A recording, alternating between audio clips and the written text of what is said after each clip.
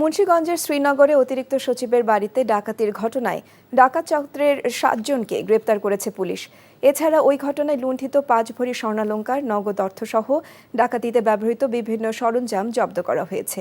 দুপুরে সংবাদ সম্মেলনে মুন্সিগঞ্জ পুলিশ সুপার মোহাম্মদ শামসুল আলম সরকার জানান, ওই ডাকাতির ঘটনায় আসামিদের গ্রেপ্তারে থানা পুলিশ ও গোয়েন্দা পুলিশের একাধিক টিম মাঠে কাজ করছে। পরে গোয়েন্দা তথ্যের ভিত্তিতে ডাকাতদের অবস্থান শনাক্ত করে দেশের বিভিন্ন জেলায় অভিযান চালিয়ে গত কয়েকদিনে ওই ৭ ডাকাত সদস্যকে গ্রেপ্তার করা হয়।